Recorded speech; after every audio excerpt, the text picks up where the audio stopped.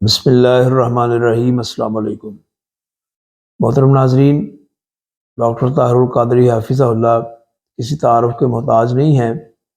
آج میں آپ کو ان کی ایک ویڈیو دکھانا چاہتا ہوں جو میں یہ سمجھتا ہوں کہ بڑی ہی حقیقت پر مبنی ہے، اور انہوں نے دو ٹوک موقف اختیار کیا اس معاملے میں کہ بریلوی مسلک، اس کا اصل نام وہ بریلوی نہیں ہے۔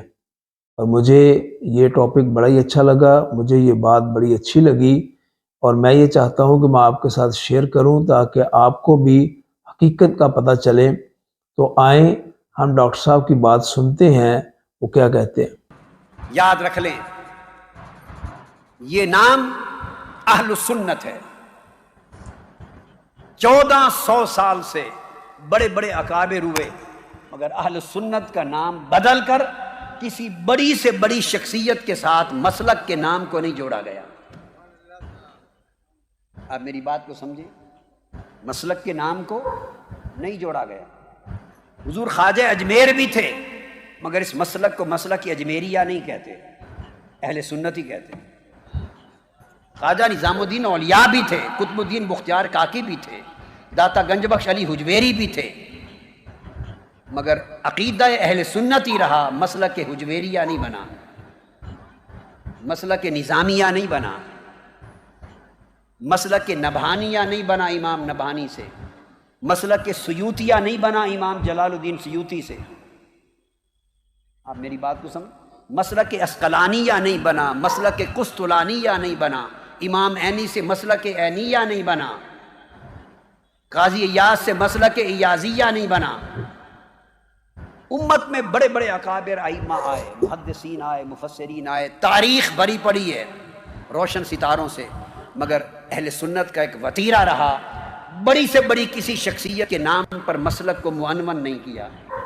حضور علیہ السلام نے فرمایا تھا ما انا علیہ و اصحابی، مسلک عقیدہ وہ جس پر میں اور میرے صحابہ، میں سے مراد حضور کی سنت اور صحابہ سے مراد جماعت صحابہ۔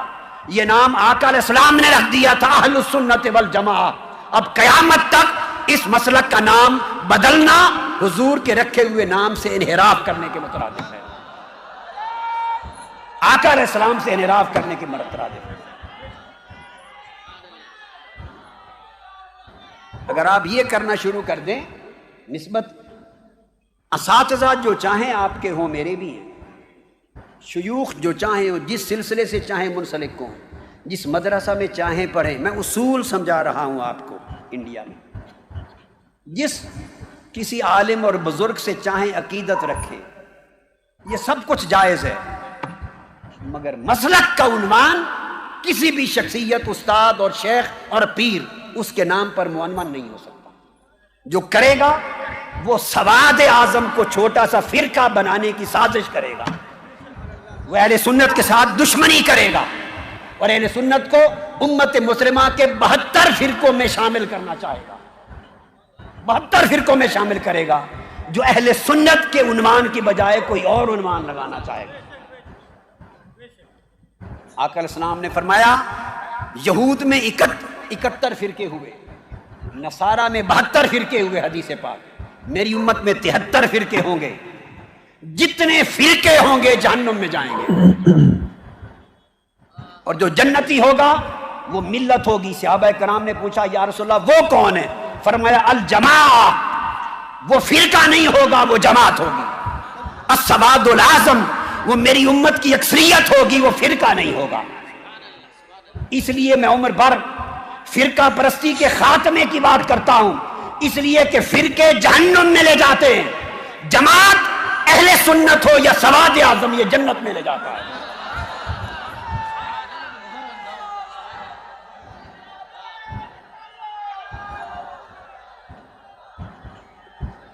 میرے اساتذہ میں اعلیٰ حضرت مولانا شاہ احمد رضا خان رحمۃ اللہ تعالی علیہ بھی ہیں، ایک واسطے سے۔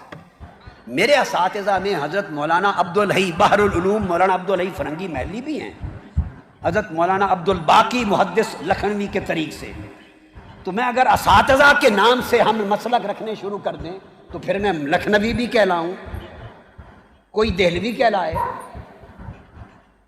مولانا ارشاد حسین رامپوری بھی ہمارے سلسلہ اساتذہ میں آتے ہیں، پھر کوئی ہم رامپوری بھی کہلانے لگ جائیں، کوئی حیدرآبادی کہلانے لگ جائے، کوئی بیروتی کہلانے لگ جائے. میرے اساتذہ میں امام نبہانی بیروت کے تھے، لبنان کے، تو پھر وہ فرقہ مسلک لبنانیہ بن جائے.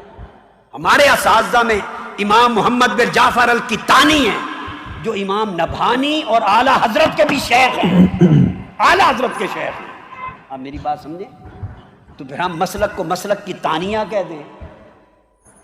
شیخ محمد المکی الکتانی شیخ محمد الفاتح الکتانی ہیں، فاس کے اکابر ہیں، شنقیط کے اکابر ہیں، مکہ اور مدینہ کے اکابر ہیں، محدثین ہیں جگہ جگہ کے.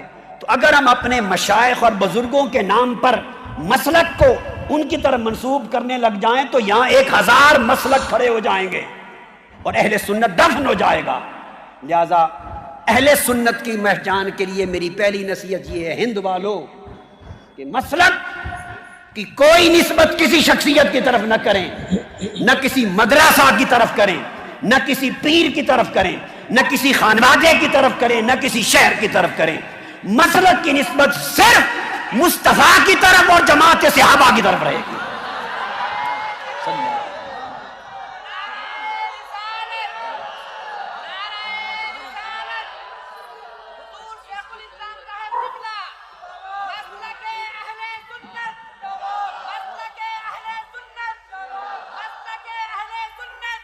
جب آپ اپنے مسلک کو شخصیتوں کی طرف یا مدرسوں کی طرف یا اپنے پیروں اور سلسلوں کی طرف اور شہروں کی طرف منسوب کرنے لگ جائیں گے تو آپ کا سواد اعظم ٹکڑوں میں بٹ جائے گا اور آپ فرقے بن جائیں گے، اور فرقے حضور نے فرمایا 72 کے 72 فرقے جہنم میں جائیں گے. جنت میں فرقہ کوئی نہیں جائے گا، جنت میں تو سواد اعظم جائے گا اگر جماعت رہے گی، امت کی اکثریت رہے گی. پھر پاکستان اور ہندوستان والوں یہ سمجھو کہ جو گورکھ دھندے آپ کے ہیں، جو مسائل آپ کے ہیں، جن باتوں پر آپ فتوے لیے پھرتے ہیں، انہیں ہندوستان سے باہر تو ان باتوں کو جانتا ہی کوئی نہیں. وہ اہل سنت جو ملک کے شام میں رہتے ہیں ان پر کیا کہیں گے؟ وہ جو مصر میں کل اہل سنت ہیں ان پر کیا فتویٰ لگائیں گے؟ وہ سنی ہیں یا نہیں؟ وہ فلاں کے بارے میں کیا کہتے ہیں، فلاں کے بارے، وہ فلاں بلا کو جانتے ہی نہیں. اردن اور فلسطین میں اہل سنت ہے، کیا کہیں گے؟ عراق میں اہل سنت ہے، ان پر کیا کہیں گے؟ ان کو تو پتہ ہی نہیں. یہ ہمارے ہند کے معاملات ہیں. تو ہندوستان کو مسلک کے اہل سنت کے اوپر نہ چڑھاؤ، مسلک کو ساری دنیا کے اوپر رہنے دو. میری بات سمجھیں آپ؟ مسلک کو ہند، سندھ اور پاکستان اور بنگلہ دیش سے اوپر نہ کرو، نہ علاقے کو نہ بڑھاؤ. چونکہ مسلک تو مغرب میں بھی اہل سنت، سوڈان میں بھی اہل سنت، لیبیا میں بھی اہل سنت، لیبیا کے بعد الجزائر میں بھی اہل سنت، تیونس میں بھی اہل سنت، عراق اور فلسطین اور اردن میں بھی اہل سنت، ملائیشیا انڈونیشیا میں بھی اہل سنت.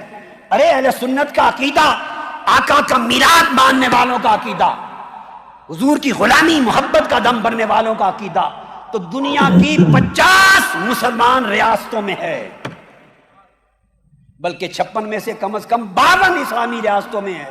وہ تو ہمارے انڈیا کے معاملات سے واقف ہی نہیں، انہیں تو یہاں کی بولی نہیں آتی، یہاں کے مسائل سے واقف نہیں. اگر آپ مسلک کے فیصلوں کے لیے یہاں کے گورکھ دھندے اور فتوے اور پمفلٹ اور تماشا شروع کر دیں گے تو ساری امت کہاں جائے گی؟ لہذا مسلک کی ایسی تعبیر کرو جو پوری امت مسلمہ کو قبول ہو اور ساری امت میں اہل سنت ایک ہی دھارے میں نظر آئیں، تاکہ اہل سنت سمندر نظر آئے، چھوٹے چھوٹے ندی نالے نہ بن جائیں، اہل سنت سمندر نظر آئے. اس کا ایک ہی طریقہ ہے. اب آپ پوچھیں گے علاج کہ ہم کیا کریں، اس کے لیے کیا طریقہ ہے؟ میں نے تشخیص کر دی. بڑی بڑی ہستیاں ہر دور میں ہوئیں، مگر کسی زمانے کے مسلمانوں نے اپنے دور کے بڑے سے بڑے امام اور مجدد اور بڑی سے بڑی ہستی کے نام کے ساتھ مسلک کو بولیے نہیں جوڑا. اگر ہم جوڑیں گے تو ہم بدعت کے مرتکب ہوں گے، انحراف کے مرتکب ہوں گے.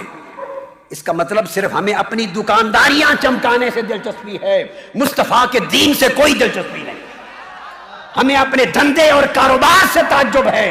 محترم ناظرین، آپ نے ڈاکٹر صاحب کی علمی گفتگو سنی، تو اب فیصلہ ہم نے خود کرنا ہے کہ ہم نے اپنے مسلک کا نام کوئی خود ساختہ نام رکھنا ہے یا وہ نام رکھنا ہے جو رسول اللہ صلی اللہ علیہ وسلم نے فرمایا کہ ما انا علیہ و اصحابی، کہ جس پر میں اور میرے اصحاب ہیں۔